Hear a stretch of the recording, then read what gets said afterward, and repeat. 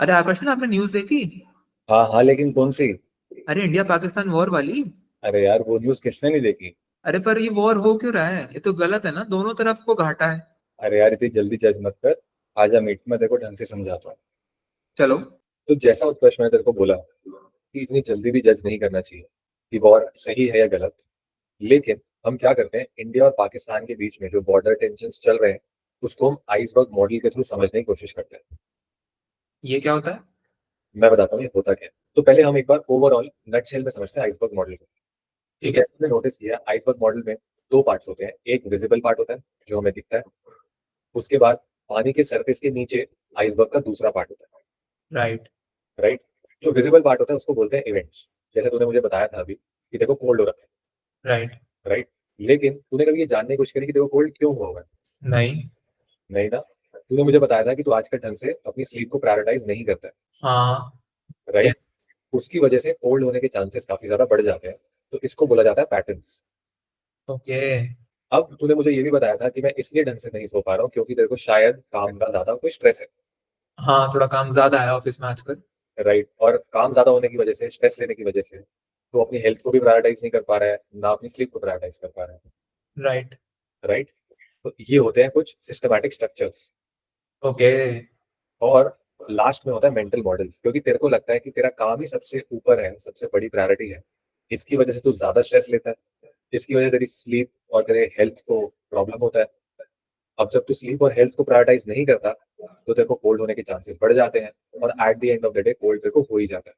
तो अभी हम क्या करते हैं, जो इंडिया और पाकिस्तान के बीच में स्टैंड ऑफ है उसको इस मॉडल के थ्रू समझने की कोशिश करते हैं। ठीक है। ठीक है। तो सबसे पहले होता है इवेंट्स, जो कि चीजें विजिबल होती है। तो अगर हम अभी के इवेंट्स को समझने की कोशिश करें तो वो क्या है? जैसे कि तूने सुना होगा 22 अप्रैल को क्या हुआ था। हाँ, पहलगाम में अपने 26 सिविलियंस मारे गए थे, बहुत ही बेरहमी से मारे गए थे। ठीक है। बिल्कुल बिल्कुल। उसके बाद 30 अप्रैल के बीच में इंडिया ने पाकिस्तानी डिप्लोमेट्स को एक्सपेल कर दिया गया था। बॉर्डर्स को एकदम बंद कर दिया गया था। और इंडस वाटर ट्रीटी को भी एंड कर दिया गया बिल्कुल। था, राइट। उसके बाद इंडिया ने कुछ एयर स्ट्राइक्स किए थे पाकिस्तान के ऊपर 7 और 9 मई के बीच में, राइट। राइट। फिर पाकिस्तान ने भी रिटेलिएट किया। और यस। ये क्लैशेस थे एलओसी पे, वो और ज्यादा इंटेंस हो गए, बिल्कुल। राइट। और फिर 10 मई को जैसा कि डिसाइड हुआ था कि हम जो बॉर्डर्स का जो टेंशन है इसको अभी हम सीज फायर कर देंगे, राइट। राइट। तो ये है इवेंट्स जो अभी हम करंटली नोटिस कर रहे ओके। हैं, तो राइट। फिर इसका अंडरलाइन पैटर्न क्या होगा? तो पैटर्न्स क्या होते हैं? पुराने इवेंट्स होते हैं। तो हम पुराने इवेंट्स को भी देखेंगे और उसमें से पैटर्न कनेक्ट करने की कोशिश करेंगे। ठीक है। ठीक है। तो देखो याद है 2001 के पार्लियामेंट अटैक्स, हाँ, मेरे पेरेंट्स ने बताया था मुझे इसके बारे में। राइट। और 2008 के मुंबई अटैक्स। वो तो बिल्कुल याद है, मतलब 166 डेथ्स थी और उसमें से बहुत सारी तो काउंट भी नहीं की गई थी। बिल्कुल। उसके बाद पठानकोट और उरी अटैक, याद है। राइट। और फिर 2019 के पुलवामा अटैक। उसमें तो अपने 40 सीआरपीएफ के पर्सनल मारे गए थे, तो वो तो बिल्कुल याद है। तो ये हमने अभी बहुत मेजर 4 इवेंट्स देखे जो पहले हुए थे, और अब हमने इसमें से पैटर्न्स बनाया। पैटर्न क्या बना कि ज्यादातर सिविलियंस पे अटैक होते हैं, हमारे आर्मी पर्सनल्स पे अटैक्स होते हैं, टेररिस्ट के थ्रू अटैक्स होते हैं। इतना नहीं अटैक करने का इनको शौक रहता है, तो ये डायरेक्ट क्यों नहीं करते? ये डायरेक्ट करना इतना आसान है नहीं, क्योंकि उनको पता है कि वो इंडिया के साथ फेस टू फेस नहीं कर सकते। तो वो जानबूझ के थर्ड पार्टी प्रॉब्लम्स क्रिएट करने की कोशिश करते हैं टेररिस्ट के थ्रू। पर टेररिस्ट के थ्रू भी ये करते हैं, तो India links back to them and then दोनों तरफ कैजुअलिटीज होती है। तो ये करते ही क्यों है ये? ये इंडिया की इकोनॉमी को थोड़ा शेक ऑफ करने की कोशिश भी करते हैं। हम्म। इंडिया की सेफ्टी को शेक ऑफ करने की कोशिश करते हैं। और अगर मैं समराइज वर्जन में बताऊं, इंडिया को गिराने की कोशिश करते हैं। लेकिन अभी हम एक बार आगे चलेंगे तो देखिए ये तेरे सारे क्वेश्चन अभी आंसर हो जाएंगे। ठीक है, चलिए। ठीक है। तो अभी हम नेक्स्ट लेवल पे मूव करते हैं, विच इज सिस्टम स्ट्रक्चर्स। तो क्या है? Pakistan is a military dominated governance. वहाँ की फॉरेन पॉलिसीज, वहाँ की बॉर्डर सिक्योरिटी, वहाँ की जो मोस्ट सिविलियंस के लिए जो डिसीजन होते हैं वो ज्यादातर मिलिट्री ही लेती है। अच्छा, इसलिए आज तक कोई भी पाकिस्तान का प्राइम मिनिस्टर अपना टेन्योर पूरा नहीं कर पाया है। तो वो बिल्कुल तो वो बस केवल फेस होते हैं फॉर फॉरेन रिलेशंस, बाकी मेन कमांड मिलिट्री ही लेती है। बिल्कुल वही लेती है। और जो तूने अभी बोला कि कोई भी पीएम अपना टेन्योर पूरा ही नहीं कर पाता पाकिस्तान में, ये भी एक तरीके का पैटर्न है जो तूने अभी नोटिस किया।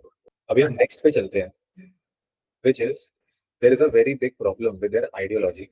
तो मैंने यहाँ पे एक स्क्रीनशॉट डाला हुआ है उनकी हिस्ट्री की टेक्स्ट बुक का, जहाँ पे ये लिखा हुआ है कि 1918 और 20 के बीच में गांधी एंड उसके young supporters took charge of Congress and approach of Hindu as a majority and disregard to Muslim rights created hatred, jealousy and narrow mindedness. ओ, तो उनका एक नैरेटिव है एंटी इंडिया, जो उनके एजुकेशन, उनके रिलीजन और उनकी मीडिया में काफी ज्यादा दिखता है। बट ये तो सच नहीं है ना आकर्षण? बिल्कुल बिल्कुल सच नहीं है, और ये इवन हमने भी नहीं पढ़ा, और हाँ हमारे टेक्स्ट बुक में भी कभी भी हमें एंटी पाकिस्तान नैरेटिव नहीं सिखाया गया। बिल्कुल, जनरली ऐसा ही बताया जाता है कि we had the separation for the good cause of both the nations. Yes yes. तो एक अंडरलाइंग उनकी जो आइडियोलॉजी है उसमें भी कहीं ना कहीं एंटी इंडिया का नैरेटिव रहता है। ओके, तो राइट। आइडियोलॉजी ऐसी होगी तो बिल्कुल थॉट्स आएंगे ही, and then it will chain up. हम नेक्स्ट पे चलते हैं, विच इज कि Pakistan is also a safe haven for terrorist groups. Yup. Right, अगर देखो याद हो ओसामा बिन लादेन को जब असैसिनेट किया गया था तो उसको पाकिस्तान में असैसिनेट किया। Oh yes, I remember that. Right, तो ये सारे सिस्टम स्ट्रक्चर्स हैं। ठीक है, बट इस स्ट्रक्चर्स को सही क्यों नहीं कर पा रहे वो लोग? उनके पास भी लोग हैं, काइंड ऑफ डेमोक्रेसी तो है, तो why are they not fixing the structures? हम ही थोड़ी देख पा रहे हैं कि बिल्कुल। अब सिस्टम स्ट्रक्चर के बाद उसके नीचे एक और चीज होती है, मेंटल मॉडल्स। हम्म, उसमें क्या होता है कि कुछ लोगों की अपब्रिंगिंग, उनके मॉडल्स, उनकी वैल्यूज वैसी बनी होती हैं हम्म, और उनका एक मेंटल मॉडल बन जाता है। जैसा कि अभी हम इसको एक देखते हैं। अभी क्या है कि Pakistan wants to be a victimhood, they want to spread a victimhood perception। Okay. Right, वो ये दिखाना चाहते हैं कि सी हमें इंडिया परेशान कर रहा है एयर स्ट्राइक्स करके या जो भी प्रॉब्लम्स क्रिएट करके। उसके बाद देखा जाए तो रिलीजियस नेशनलिज्म भी होता है, उनको शायद ये लगता है कि we are threat to their religion, जो कि ऐसा नहीं है। और उनको ये लगता है कि if they are doing something in the name of religion that is also justified. Okay. Right, और थर्ड लेवल पे है उनका डिनायल कल्चर। वो मान लो अभी जो पहलगाम अटैक हुआ, कहीं हम्म, से वो लिंक भी कर जाए अगर पाकिस्तान से, हम्म, तो फिर वही डिनाई कर देंगे कि हमने नहीं कराया। हाँ, तो वो वो अकाउंटेबल नहीं रहना चाहते उससे। तो ये कुछ उनकी मेजर मेंटल मॉडल्स हैं, जिसकी वजह से उन्होंने अपने आप को, अपनी आइडियोलॉजीज को सिस्टमैटिकली स्ट्रक्चर किया है। उन स्ट्रक्चर्स की वजह से वो कुछ पैटर्न्स बनाते हैं, और पैटर्न्स के बाद जो अभी हम इवेंट्स जो हो रहे हैं वो हम देख रहे अंडरस्टूड। हैं। राइट, एक बार हम समराइज वर्जन में फिर से समझने की कोशिश करते हैं। ठीक है। इवेंट्स क्या होते हैं? These are the recurring patterns जो हम नोटिस नहीं कर पाते इमीडिएटली, और जब एक लॉन्ग टर्म में हो रहे होते हैं तो हम उससे पैटर्न बनाने की कोशिश करते हैं। जो पैटर्न्स होते हैं, जो कॉन्टिन्यूस लेवल पे हो रहे होते हैं, that exposes the systematic structure. Right. Right, कि इंस्टीट्यूशंस क्या सोच रही हैं, पॉलिसीज कोई कैसे शेप करने की कोशिश कर रहा है, और एक रूट लेवल कॉज का हमें प्रॉब्लम समझ आता अंडरस्टूड। है। राइट, और जो भी स्ट्रक्चर्स या सिस्टम्स होते हैं वो एक मेंटल मॉडल, एक बिलीव्स, इनसे डीपली रूटेड होते हैं। राइट। राइट, तो जब हम पूरा आइसबर्ग मॉडल समझते हैं तो हमें पता चलता है कि जो करंट इवेंट्स हो रहे हैं इसके अंडरलाइंग पैटर्न्स क्या है, अंडरलाइंग स्ट्रक्चर्स क्या है, और अंडरलाइंग मेंटल मॉडल क्या है। Right, right. हमने पूरी एनालिसिस करने की कोशिश करी, what is something that India has learned so far. What? तो वो भी हम एक बार देखते हैं। तो इंडिया का स्ट्रेटेजिक रिस्पॉन्स अभी ये है कि इंडिया ने अपनी बॉर्डर सिक्योरिटीज बहुत ज्यादा टाइट कर दी है। Yes, right, logical. Best of the best technologies, we have the amazing army people and amazing folks. Hmm. तो हमारी बॉर्डर्स को बहुत ज्यादा सिक्योर रखते हैं, क्योंकि हमें पता है कि कुछ ना कुछ प्रॉब्लम आ सकती है। Right. Right, diplomatically we are also exposing Pakistan की जो स्ट्रैटेजीज हैं, the proxy warfare that they try to do with us. Right. Right, तो we are also exposing them and trying to make them accountable. यार ये जो कर रहे हो ये कहीं ना कहीं तुमसे कनेक्ट होता है, hmm. Don't try to be over smart. बिल्कुल। राइट, उसके बाद we have some economic measure जहाँ पे we are suspending a lot of trades. Hmm. बहुत सारी ट्रीटीज थी जो बहुत पुराने टाइम से चलती आ रही हैं, उसको भी हम बंद कर रहे हैं, या उसको भी बहुत ज्यादा हम विजिलेंट हो चुके हैं। लाइक राइट, 10 वैलिडिटी अभी जो हमने तोड़ा है। राइट। बिल्कुल 100%। और उसके बाद हमारी जो मिलिट्री है उसकी प्रिपेयर्डनेस, हम्म। कि हमें प्रिपेयर रहने हैं, कुछ भी हो सकता है, कैसे भी हो सकता है, so we have to be ready to protect the sovereignty of India. Right. Right, तो आज की वीडियो का जो मोटिव था वो ये था कि हम ये ना देखें कि वॉर सही है या गलत। एट द एंड कोई भी वॉर होगा उसमें नुकसान तो होता ही है, बिल्कुल। लेकिन जो हम इवेंट्स हो रहे हैं उसको हमें समझना चाहिए ताकि हम उसका एक ढंग से एक अच्छा रिस्पॉन्स बना सकें।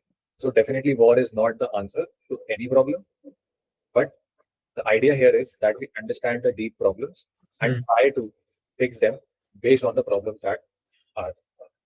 Understood. Basically, if we see a zoom out view of every situation, then India is taking the long term peace instead of short term silence. Yes, yes. Cool. So I hope this was helpful to you. Yes, it was. Chalo, बढ़िया. See you then. Bye. Bye. Subscribe, please.